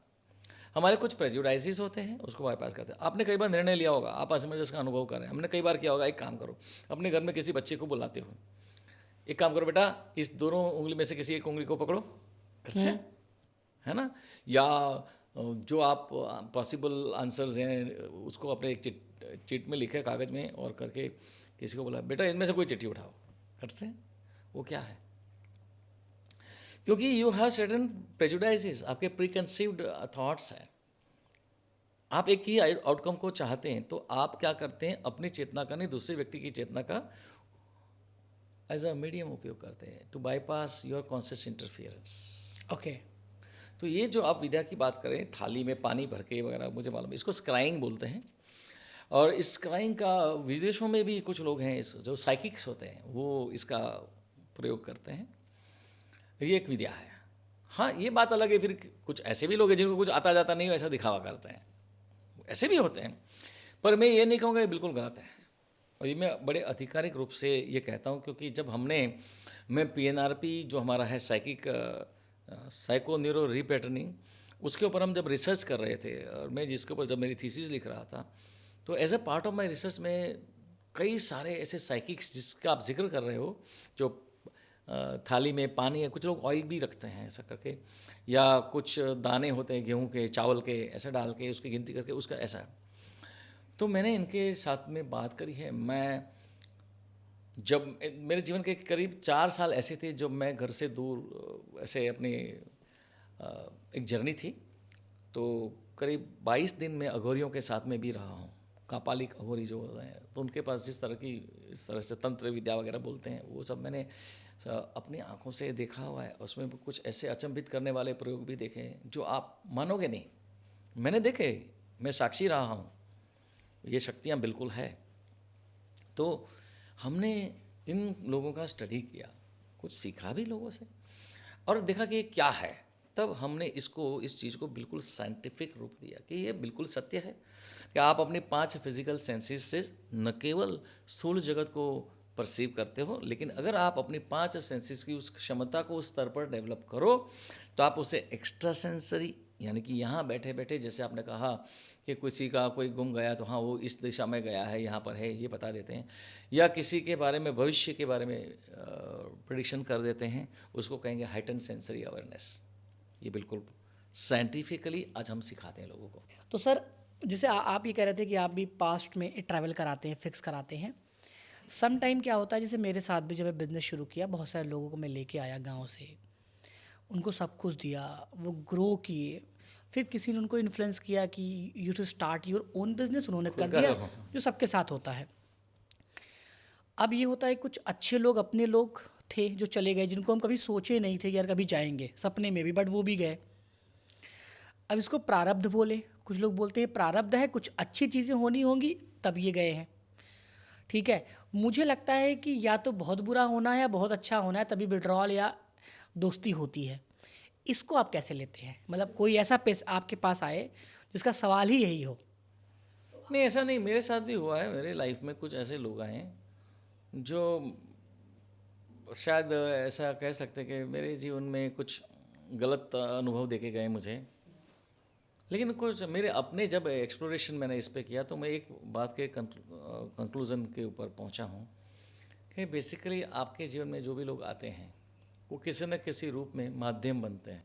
ठीक है। उसका एक होता है कार्मिक, जैसे नॉर्मली कहते हैं। लेकिन हर इंसान आपका गुरु है, चाहे आपका दुश्मन भी हो, आपको कुछ ना कुछ सिखा के जाएगा। मैं तो यही सोचूंगा, अगर कोई इंसान आया मुझे सिखा के, क्या मैं उसका आकलन करूंगा कि हाँ इससे मुझे क्या सीख मिली, आगे क्या करना है। क्योंकि देखो, जहाँ इतना भौतिकवाद हो गया है, आप लोगों के सहयोग के बिना तो कभी कामयाब हो नहीं सकते। कोई ये कहे कि नहीं मुझे किसी की ज़रूरत नहीं, मैं अकेला कामयाब हो जाऊंगा, ऐसा तो नहीं संभव है। आपको दूसरे लोगों के सहयोग की ज़रूरत पड़ेगी। और जब आप मान लीजिए आप बिज़नेस करते हैं, आपके वहाँ 100 लोग काम करते हैं, आप 100 लोगों को हायर करेंगे तो उसमें ये पॉसिबिलिटी है कि 10-12 लोग ऐसे निकलेंगे, आप चाहे कितना भी कर लो। क्योंकि जब आपने इसको एनालाइज़ किया था तब तक तो वो सही थे, बाद में आके उनका एक्सपोजर हो गया ऐसे लोगों के जो उनको हावी हो गए, उनको इन्फ्लुएंस किया। ठीक है, तो ये it's a part of life. तो ये भी तो देखो कि बाकी लोग अच्छे मिले हैं, वो सिखा गया आपको कि हाँ आपके लाइफ के नए ये डूज होना एंड है, डोंट। ये it's a part of life. आज के समय में ऐसे मिलेंगे, जैसे हम लोग कोर्स में सिखाते हैं, बड़ा सटीक सिखाते हैं, जिसके हमारे पास इतने प्रमाण भी हैं, तो भी कुछ लोग जिसको दुनिया भर में कहीं घूम के आए हैं, गलत जगह पे सीख के आए हैं, आकाशिक रिकॉर्ड्स के बारे में दुनिया भर की अनाप शनाप बातें, पास्ट लाइफ की जानकारी होती है, ये होती है वो होती है। अब उन्होंने मेरा कोर्स नहीं करा है कहीं से, तो आके फेसबुक पे कमेंट करेंगे ये तो ऐसा ही होता है, सब ऐसे ही हैं वैसे हैं। अब उन्होंने मेरा कोर्स नहीं करा है। मेरे वेबिनार में आते हैं सर मैंने तो पहले फलाने का आकाशिक रिकॉर्ड किया था, उसमें तो मुझे ऐसा कुछ फ़ायदा नहीं हुआ, मुझे ऐसा हुआ वैसा हुआ। ये आकाशिक क्या है सर? आकाशिक रिकॉर्ड्स, ये क्या है? जो भी घटनाएं अभी तक घटित हो चुकी है, घट रही है और घटने वाली है, उनका डाटा स्पेस में यानी कि आकाश में है, इस कॉस्मिक डेटाबेस है। अच्छा। ठीक है, और हमारे इंसान के पास, हमारे पास मतलब सबके पास एक क्षमता होती है कि आप उस आकाशिक रिकॉर्ड्स को एक्सेस करें, डिकोड करें। अच्छा, ग्रेट। और इसको आप कह सकते हैं ना भाई डिवाइन गाइडेंस। तो आप उसके मीडियम हैं? मैं मीडियम हूँ ऐसा नहीं कहता, मैं तो सिखाता हूँ, कोर्स है हमारे। आपको जिसको सीखना है, हमारा कोर्स है दिव्य दृष्टि आकाशिक रिकॉर्ड कोर्स। और बड़े मतलब कितने दिन का है sir? It is a course of pre recorded video, 7 pre recorded videos हैं और followed by 4 live zoom sessions. तो अगर मान लो मैं सीख गया, जी, तो क्या क्या मैं सीख जाऊंगा और क्या क्या करना देखो है? ये कोर्स जो है उसमें आप सीखोगे कि आप अपने खुद के जीवन की कुछ समस्याएं हैं, जिस प्रकार की समस्याओं के समाधान के लिए आप इधर उधर भटकते थे, वो भटकने की ज़रूरत नहीं। उन समस्याओं का समाधान या उन सवालों का जवाब खुद इस कोर्स में सिखाई गई मेथड के जरिए ढूंढ सकते हैं। That is for self use. Okay, great. ठीक है, लेकिन आप कहो कि नहीं जी हमें तो आपने वो कोर्स किया, सीखा, आपको अच्छा लगा, जाहिर सी बात है अब तक जितने लोगों ने किया सबने सराहा ही है। तो आप कहते हैं मुझे और सीखना, मुझे ये सीखना है कि मैं क्या इसे दूसरे लोगों का भी आकाशिक रिकॉर्ड एक्सेस कर सकता हूँ, प्रोफेशनली इसे कर सकता हूँ, जिससे मुझे एक तो है अच्छा लगेगा, किसी के जीवन में अच्छा बदलाव लाने का एक संतोष मिलेगा और साथ में कुछ आमदनी भी हो। तो हाँ, उसके लिए हमारे पास एक प्रो लेवल का कोर्स भी है जिसको हम कहते हैं साइकिक मास्टरी। तो बिल्कुल आकाशिक रिकॉर्ड एक फैक्ट है, स्पिरिचुअल फैक्ट है, साइंटिफिक फैक्ट भी है। ऐसा नहीं कि ये बिल्कुल इट इज़ ट्रू। और हम टाइम ट्रैवल करते हैं, जो कि आकाशिक रिकॉर्ड का ही एक बहुत ही एडवांस वर्जन है। उसमें तो मैं और मेरा पुत्र देवांग जो करते हैं, मेरा पुत्र देवांग जो है वो बहुत सटीक, बड़े डिटेलिंग में करता है, बड़े डिटेलिंग में time travel, past travel. Future भी अच्छा। और प्रेजेंट भी। जैसे अगर मान लीजिए आपकी फ़ोटो मेरे बेटे को मैं व्हाट्सएप पे भेजता हूँ, एक एग्जांपल दे रहा हूँ, और मैं उनको पूछूँ कि ये जो व्यक्ति है, मुझे जानना है कि अभी कहाँ है, क्या कर रहा है, ठीक है। तो टाइम ट्रैवल सेशन करने का एक तरीका है, आइसोलेशन में अपनी जगह पे बैठ के, वो करीब 30 से 40 मिनट लगती है।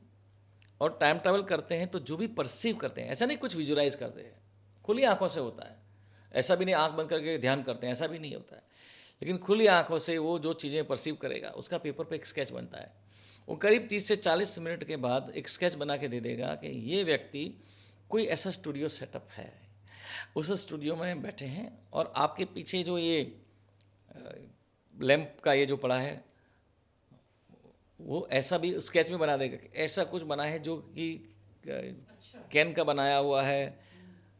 प्रॉब्ली ये भी कह देगा कि ये टेबल है, टेबल पे ये जो भी पड़ी हैं चीज़ें, इतने ऑलमोस्ट विथ 99.9% प्रिसीजन से बता देंगे। और ऐसा नहीं कि मैं बोल रहा हूँ, आप मान लीजिए, इसके प्रूफ हैं। भारत का हर अखबार, हर मीडिया इसकी जांच परख कर चुका है। हमने कई ऐसे प्रोजेक्ट पे काम किया पुलिस के साथ में, to help police nabbing absconding criminals.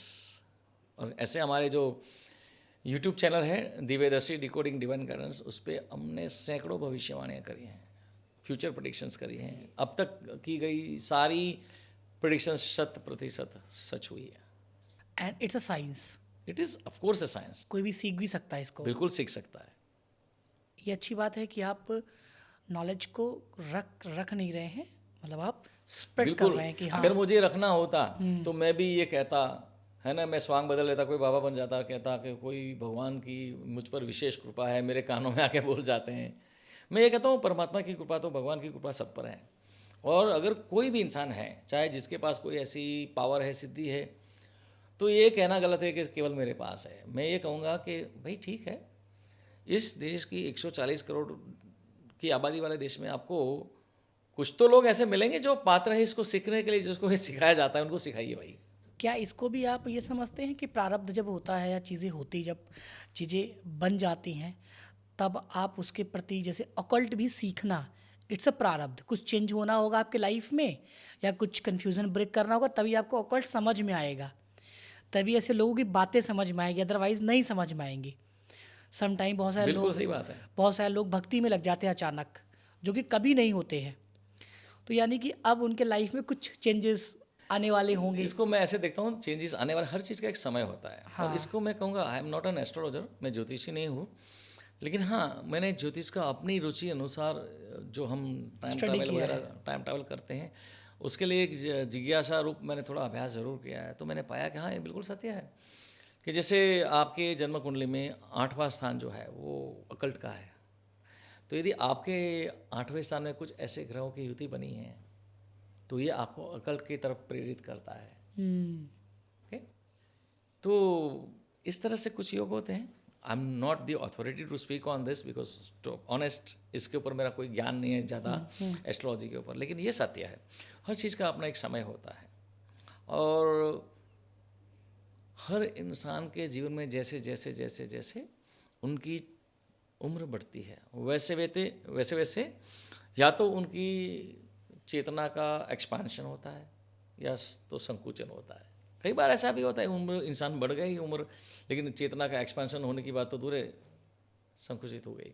हाँ, तो अब जैसे मैं अगर बीइंग अ ले मैन होता और आपके पास आता, तो मेरा एक छोटा भाई है जिसके लाइफ में बहुत ट्राई किया हमने, बट मुझे नहीं समझ में आ रहा वो लाइफ में क्या करेगा। ठीक है, वो बड़ा इरिटेटिंग सा है, वही ब्लड है लेकिन बिल्कुल अपोजिट है, शॉर्ट टेम्पर्ड है, लाइफ को लेके सीरियस नहीं है, फैमिली परेशान है। तो क्या ऐसे जिनके पास बच्चे ऐसे हैं, या अगर कोई पेरेंट्स हो, कोई भाई हो या कोई इंडिविजुअल्स हो, तो क्या आपको नॉक करना चाहिए उसको, आपके प्रोग्राम्स को? देखिए, दो बातें हैं, ये तो या तो सीखें हमसे, या तो हम टाइम ट्रैवल के जरिए उनको बताते हैं कि ये व्यक्ति है, उनके लिए ऑप्टिमम क्या है। मुझे याद है कुछ साल पहले की बात है, मैंने किसी एक हमारे एक परिचित हैं, उनके दामाद के लिए हमने ये टाइम ट्रैवल किया था कि वो बहुत कंफ्यूज थे, बहुत सारे ट्राई किए थे, जॉब भी किए, बिजनेस किया था, सफलता नहीं मिली थी। तो उन्होंने बताया आप क्या करना चाहिए, बताइए गुरुजी आप ही बताइए। तो मैंने बताया था कि ये कोई रेस्टोरेंट बनाएं, रेस्टोरेंट में इन्वेस्ट करें या रेस्टोरेंट खोलें, पर वो थीम है कि दुबई के ऊपर थीम है। जैसे दुबई का, जिसका नाम भी मैंने बताया कि ला दुबई, भले है मान लो जो अहमदाबाद में, क्योंकि मैं अहमदाबाद से हूँ और वो भी अहमदाबाद से हैं, तो बोले कंसेप्ट ऐसा कि जो आए तो वहाँ पे जो इंटीरियर है ना, वैसा लगे कि जैसे दुबई का रेगिस्तान वाला, जिस तरह से उसके जो वॉल पे पेंटिंग्स लगे हुए हैं, दुबई का फील आए। तो उनको भी बड़ा आश्चर्य हुआ। और उसके बाद में काफ़ी समय होगा, तो मैंने ऐसे आमतौर पे बात होती रही। अभी 15 दिन पहले की बात है, अभी वो दुबई में है जो मेरे परिचित, उसने मुझे कहा यार आपने जो प्रेडिक्शन किया था बिल्कुल सही हुआ। बोला क्यों?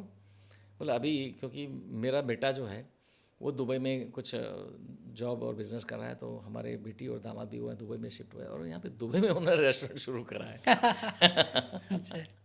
और बोले बहुत अच्छा चल रहा है।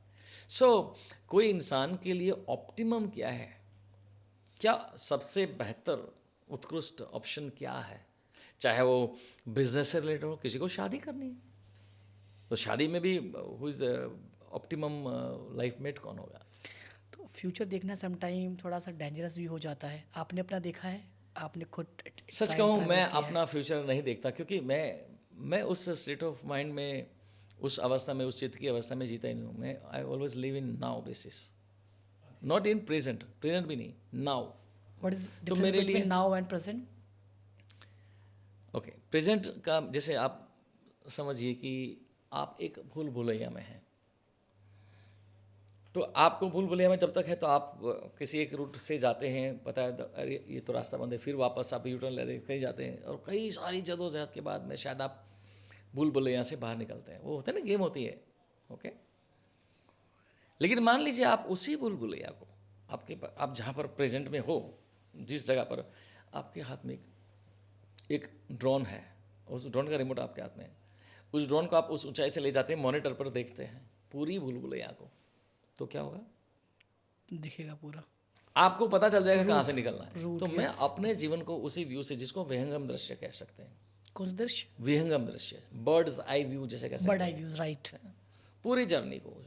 और केवल जीवन को केवल ऐसा नहीं कि जन्म और मृत्यु के बीच की अवधि, ये भी एक समझने वाली बात है। हम जीवन किसको कहते हैं? जन्म और मृत्यु के बीच की अवधि को नहीं। मेरे हिसाब, ये मेरा डेफिनेशन है, चाहे कोई अग्री करे ना करे, मेरे हिसाब से जीवन, जिसको आप जीवन कहते हो, जन्म और मृत्यु के बीच की अवधि को, वो तो आपके पूरे स्पिरिचुअल जर्नी का एक पड़ाव है, जिसको आप जीवन कहते हैं। जैसे आप रात को स्वप्न में कोई घटना देख रहे हैं, तब आपको वो सब रियल लगता है, लेकिन जैसे ही नींद खुलती है, सपना टूटता है, तो अरे आपको लगता है ये तो सपना था। कभी कभी मैं कहता हूँ कि जीवन भी कुछ ऐसा ही है। जिस दिन डेथ होती है, when you after death you experience that consciousness, आपको लगा अरे जिसको आप जीवन समझते थे वो एक सपना था। तो कहते हैं ना कि एक, हम कहते हैं आत्मा सो परमात्मा, हम सभी परमात्मा की अपार असीम चेतना के अंश हैं। तो परमात्मा से आत्मा अलग हुई और 84 लाख योनि के बाद में आपको इंसान का जन्म मिला। तो ये आपकी पूरी जो जर्नी है, प्राणी, पक्षी, वनस्पति, कीटक, सरीसृप, परोपजीवी, मनुष्य, 7 प्रकार की प्रजातियाँ, 84 लाख योनि से आप गुजरते हुए मनुष्य बने, और इस जन्म के बाद भी कुछ होने वाला है। वापस आप परमात्मा में विलीन हो जाओगे। मान लीजिए ये पूरी जर्नी को अगर आप साइकिल को देखें, मैं उस पूरी साइकिल को, जैसे आप एक भूल भुलैया को ऊपर से देखते हैं, इसको कहेंगे लिविंग इन नाउ। मैं उसको ऐसे ही जीता हूँ। और हमेशा मतलब आप जब ऐसे जीते हैं तो एक क्लैरिटी होती है। आप इसके पहले डिस्कशन कर रहे थे किसके बारे में? एक 84 लाख योनि। ब्रह्म कुमारी के रिट्रीट में गया था मैं 3 दिन के लिए, माउंट आबू। मीडिया प्रभारी मित्र हैं और ब्रह्म कुमारीज में बहुत ऐसी बातें वो साइंटिफिक बताते हैं जो हर यूथ को जाना चाहिए। मतलब आत्मा का एक हेल्दी आत्मा का अपना चेकलिस्ट कि जिसको आप सेल्फ असेसमेंट करिए कि आपका आत्मा हेल्दी है, 80% में है, 60% में है। वहाँ पे रेड लाइट देखा हमने। रेड लाइट मतलब सेशन चल रहा है, सेशन के बीच में 1 घंटे में पूरे हॉल में रेड लाइट जलता है। It's for traffic signal. उस टाइम शिव का कुछ भजन होगा जहाँ आप आँख बंद करके भजन को सुनोगे, फिर 2 मिनट के बाद फिर से सेशन शुरू। तो वो बोलते हैं ये ट्रैफिक सिग्नल है और ट्रैफिक सिग्नल ऑटोमेटिक लाइट जलेगी, उसमें कोई फिर बात नहीं करेगा, चाहे स्पोक पर्सन हो चाहे वो यहाँ बैठा हुआ है। तो उसके बारे में बताया कि हम सम टाइम जब ज्ञान ले रहे हैं या दे रहे हैं, हम बहुत सारे विचारों में ही पड़ जाते हैं, असेसमेंट में ही पड़ जाते हैं, आउटकम में पड़ जाते हैं। ट्रैफिक सिग्नल क्या करता है, आपको पॉज दे के प्रोसेस कि भाई उस विचारों को सेटलमेंट करो, अभी तक जो सुने सीखे उसको फिक्स करो और दूसरे नॉलेज को इन करने दो। तो बड़ा अच्छा लगा आपकी बातें जो मैं सुन पा रहा हूँ, वो कनेक्ट हो रही हैं कि आत्मा को जानना ठीक है, और अगर कोई जान गया उसके हिसाब से अगर वो ड्राइव कर रहा है अपने आप को, तो आई थिंक बहुत कुछ अचीव कर लेगा। आपको जानने से मेरा मतलब है you have to know yourself beyond your body and mind. हम समझिए शरीर जिसको हम लगे नाम मिला अश्वनी, आपको नाम मिला है चंदन जी, तो ये तो शरीर का नाम है।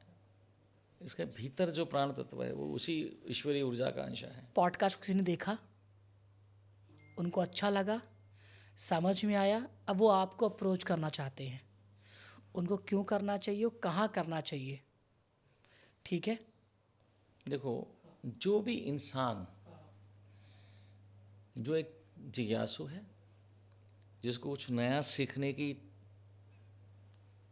ललक है, ओपन माइंडेड है, सीकर्स हैं, जो इंसान अपने जीवन में समस्याओं से जूझ रहा है और वो अपने जीवन में एक डिवाइन इंसाइट चाहता है, वो भी हमारा संपर्क कर सकता है। और जैसे कि हमने कहा कि हमारे पास मैं और मेरा पुत्र देवांग जो हम सिखा रहे हैं टाइम ट्रैवल, हमारे कोर्सेज हैं, जो हम ये कहते हैं कि ऐसा नहीं है कि हमारे पास है, आप सीख सकते हो। तो जो इंसान इस विधा को सीखना चाहता है वो भी आ सकते हैं, एंड ये सबके लिए, एनीबडी कैन लर्न। हाँ, ये एक बात अलग है कि ये जो विद्या it is not to be use for greedy purpose. Time travel से तो हम क्रिकेट की मैच का रिजल्ट भी जानते हैं, स्टॉक मार्केट के लिए भी जान सकते हैं, लेकिन इसका जरूर मतलब ये नहीं कि मैं ये करूँगा, क्योंकि जब मैं उस इंटेंशन से टाइम ट्रैवल सेशन करूँगा कि वो स्टॉक मार्केट में कब गिरने वाला है क्या, तो 99% चांसेस है कि वो गलत आ सकता है, क्योंकि मेरा कॉन्शियस इंटरफियरेंस है।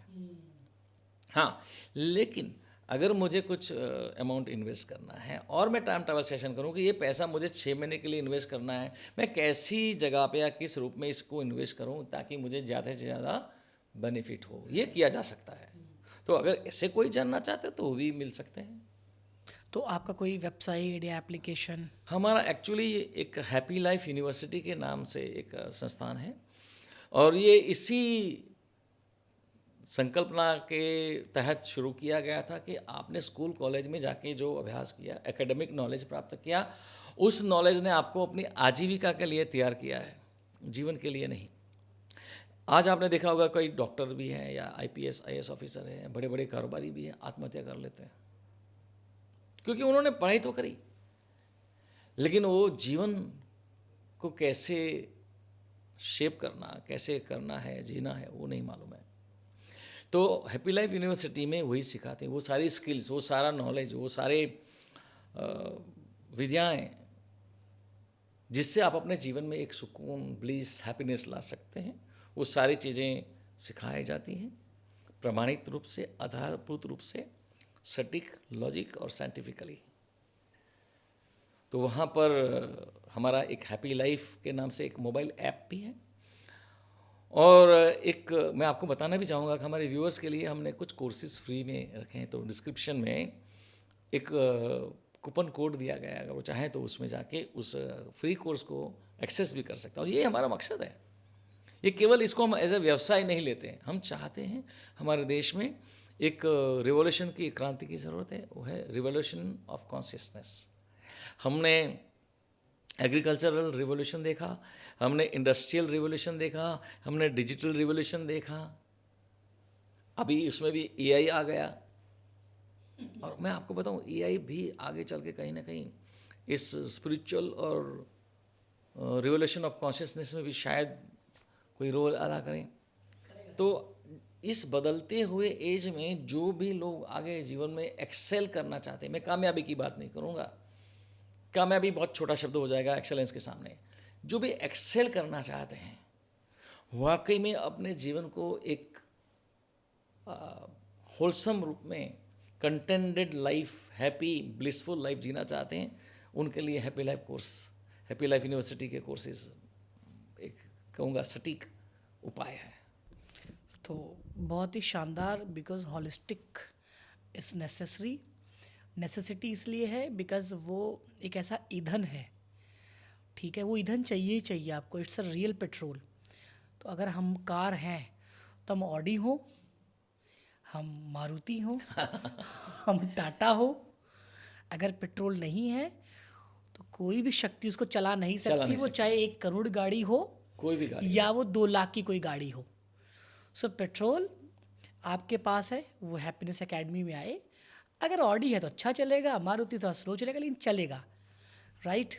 तो अभी तक के इस चर्चा में मुझे यही पता चला सर। मैं तुम्हें ये कहना चाहूँगा कि अगर आपने बहुत अच्छा एक उदाहरण दिया कि अगर कोई गाड़ी हमारे पास, मान लीजिए मारुति लेके आता है, तो यहाँ पे तो हम मॉडिफाई करते हैं उसको, कैसे मर्सिडीज में अच्छा, मॉडिफाई भी कर देते हैं। चलिए, पेट्रोल भी देते हैं, मॉडिफाई भी। तो इनर ट्रांसफॉर्मेशन के ऊपर काम करते हैं। क्या बात है, शानदार। तो यानी आपकी बॉडी कुछ भी हो, यानी कोई भी गाड़ी हो आपके पास, यानी शरीर की गाड़ी, ठीक है।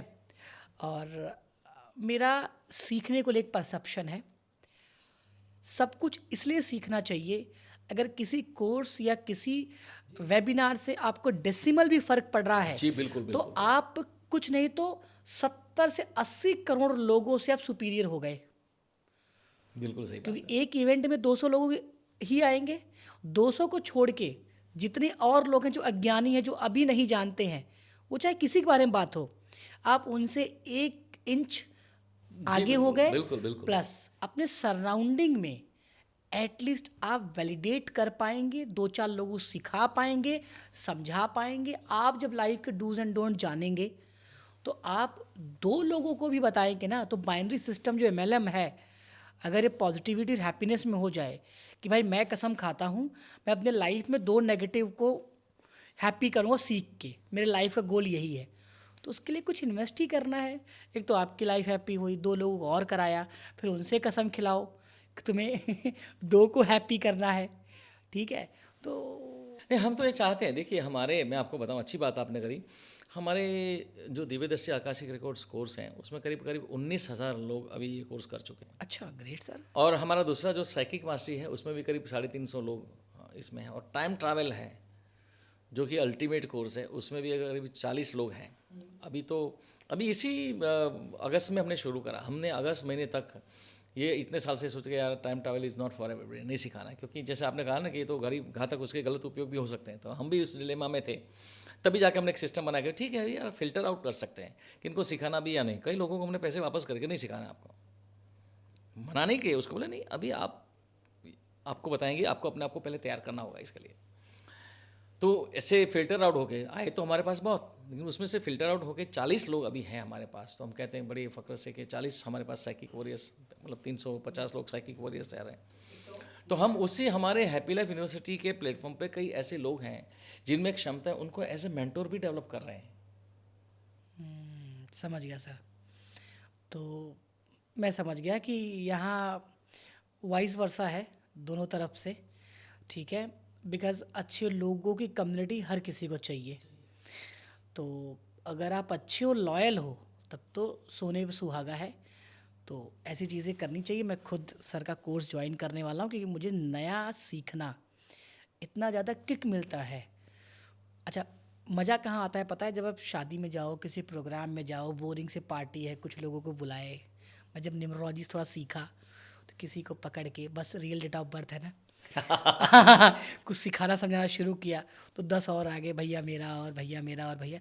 तो आप ना सेंटर ऑफ अट्रैक्शन हो जाते हो। हाँ तो आप समझो अगर आपने एक भी मोमेंट में सेंटर ऑफ अट्रैक्शन हो गए ना, कोई पूछ रहा चाहिए ये कौन है व्यक्ति है, अच्छा उनका लड़का है, अच्छा उनके हस्बैंड है, अच्छा उनके पापा हैं, तो सोचो आपके सेंटर ऑफ अट्रैक्शन होने की वजह से आपकी बिटिया, आपकी पत्नी, आपका भाई या आप इंडिविजुअल हो, सब लोग यार, तो यानी कि वो कितना वाह मोमेंट है। बिल्कुल। यही सब तो है नहीं, जहाँ आप हमारा एक जीतते हो। फेस रीडिंग कोर्स है, उसमें भी ये होता है। फेस रीडिंग में जैसे आपने बताया ना कि कहीं पार्टी में जाते हैं तो लोग फेस रीडिंग के जरिए बताना शुरू करते हैं, तो बहुत लोग फेस रीडिंग भी सीख रहे हैं हमसे। वो भी आप एक करते हैं फेस रीडिंग? फेस रीडिंग हमारा एक कोर्स है, फेस रीडिंग। आप करते भी हैं फेस रीडिंग? हाँ बिल्कुल बिल्कुल, हम सिखाते भी हैं। अच्छा, सिखाते भी हैं। ठीक है, ग्रेट ग्रेट सर। ठीक है sir, thank you so much for your great time and happiness start from कि कोच कितना हैप्पी है, उसका फेस कितना हैप्पी है, उसके शब्द कितने हैप्पी हैं। स्टार्ट तो वही होता है, मेरे गुरुजी यही बोलते थे हमेशा कि जब इंजन है, जैसे मैं अपने घर में बड़ा था तो जब छोटे भाई होमवर्क नहीं करते थे तो वो मुझे मारते थे। उनका एक डायलॉग था, ऐसे पकड़ के बाल, एक भोजपुरी में तो कहावत था, जब इंजन ही खराब होगा तो डब्बा कहाँ से सही होगा। तब मुझे पता चला कि अगर आप बड़े हो, लीडर हो, so you have to stick, आपके डूज एंड डोंट पहले आपके होने चाहिए, तब कोई आपसे इंस्पायर होगा। वही मोटिवेशन इंस्पायर। अगर आप इंस्पायर कर रहे हो तब तो आप गॉड के मैसेंजर हो और जीत गए युद्ध। सो अगेन सर, बहुत अच्छा लगा, बहुत अच्छा चर्चा रहा, वैलिडेटेड रहा। मैं आशा उम्मीद करता हूँ कि जो भाई लोग देख रहे हैं उनको भी उतना ही मज़ा आया होगा। क्या अच्छा लगा, क्या फीडबैक देना चाहते हो, कमेंट ज़रूर करना आप लोग। Thank you.